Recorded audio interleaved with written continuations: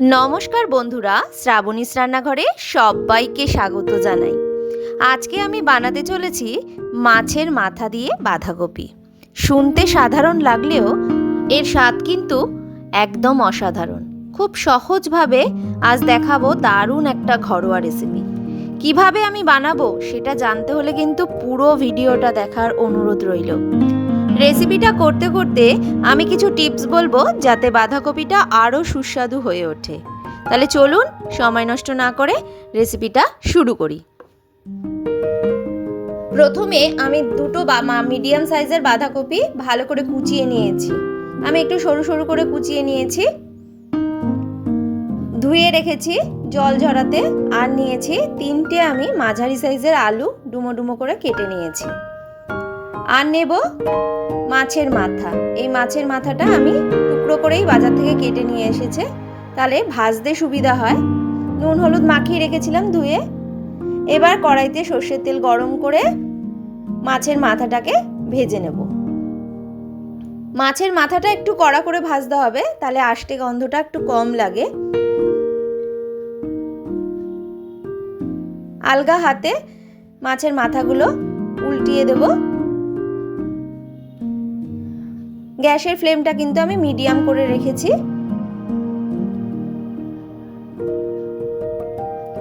খুব হাই ফ্লেমে এইটা ভাজবেন না, ভাজলে ওপরটা লাল হয়ে যাবে, ভেতরটা ভালো করে ভাজা হবে না। তাই জন্য মিডিয়াম ফ্লেমে ভাজলে খুব ভালো হবে। মাছের মাথাগুলো দেখুন সুন্দর লাল করে ভাজা হয়ে গেছে। এবার একে একে আমি কিন্তু মাছের মাথাগুলো তুলে নেব।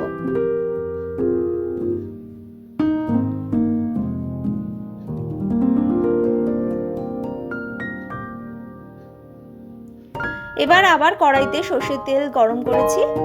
ফোড়নে দিয়ে দিলাম দুটো তেজপাতা আর দিয়ে দিলাম সাদা জিরে।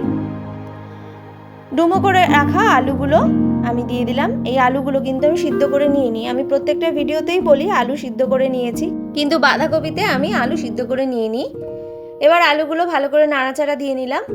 আলুর মধ্যে কিছুটা ভাজা হয়ে যাওয়ার পরে আলুর মধ্যে দিয়ে দিলাম হলুদ গুঁড়ো আর লবণ। ভালো করে নাড়াচাড়া দিয়ে ভেজে নিতে হবে আলুগুলো লাল করে। এবার দিয়ে দেবো তিনটে টমেটো। এই তিনটে টমেটোকে আমি ডুমো করে কেটে নেব। কেটে নিয়ে আলুর মধ্যে দিয়ে দিলাম। আলুর সঙ্গে ভালো করে নাড়াচাড়া দিতে হবে। এরপরে দিয়ে দেবো কড়াইশুঁটি। আমি কিন্তু কড়াইশুঁটি সিদ্ধ করে নিই, একবারে ডাইরেক্ট দিয়ে দিলাম কাঁচা অবস্থায়। আমি জিরা আর কাঁচা লঙ্কাটা বেটে নিয়েছি। এখানে বাঁধাকপি তৈরি করতে গেলে আদার ব্যবহার অবশ্যই করবেন, কিন্তু এখন না, প্রথমে আদাটা ব্যবহার করবেন না। আমি পরে আদাটা ব্যবহার করব। এখন আমি জিরে আর লঙ্কাটাকে ভালো করে কষিয়ে নেব আলুর সঙ্গে। যতক্ষণ না তেল ছাড়বে ততক্ষণ ভালো করে কষাতে হবে।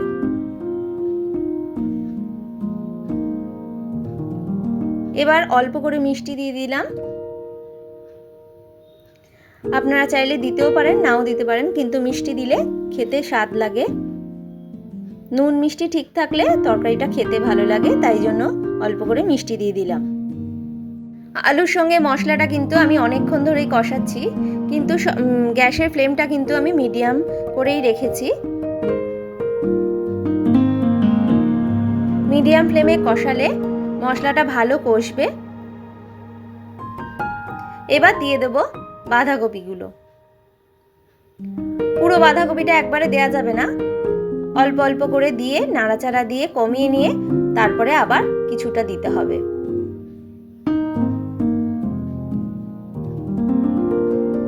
প্রথমে দিয়ে দিয়েছিলাম, দেখুন নাড়াচাড়াতে কিছুটা বসে গেছে। এরপরে উপর উপর আবার দিয়ে দেব।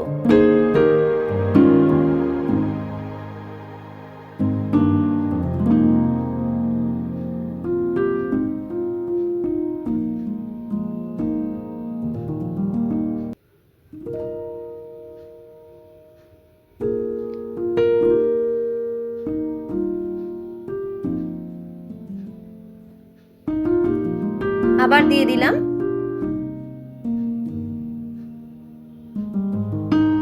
যেহেতু মিডিয়াম সাইজের দুটো ছিল, তাই একটু বেশি হচ্ছে। দেখুন বাঁধাকপিটা অনেকটা বসে গেছে। এরপরেই আমি আদা বাটাটা দিয়ে দিলাম। আমি এখানে 2 ইঞ্চি আদা বেটে নিয়েছিলাম।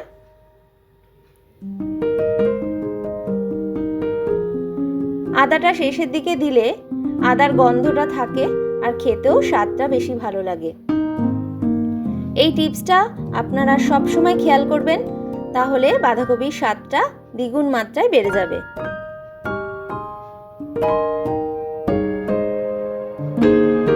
এবার অল্প আছে আস্তে আস্তে বাঁধাকপিটাকে রান্না করব।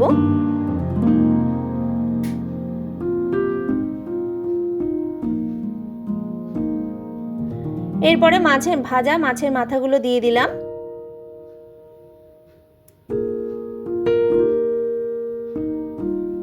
খুব ভেঙে দেবেন না মাছের মাথাগুলো, ভাঙলে পুরো কাটা কাটা হয়ে যাবে। আলগা আলগা হাতে নাড়তে হবে, যেটুকুনি ভেঙে যায় নরম হয়ে যায় সেইটুকুনি ভেঙে যাক, কিন্তু হাতা দিয়ে ভেঙে দেবেন না।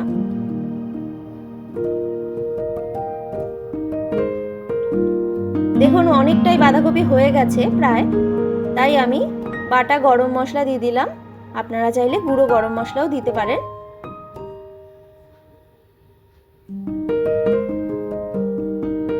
যেহেতু এখানে সব বাটা মশলাই ব্যবহার করেছি, তাই আমি এখানে গরম মশলাটা বাটাই ব্যবহার করলাম। তো এইভাবেই খুব সহজ উপকরণে তৈরি হয়ে গেল মাছের মাথা দিয়ে বাঁধাকপি। ভিডিওটা যদি ভালো লাগে তাহলে লাইক, কমেন্ট আর শেয়ার করতে ভুলবেন না।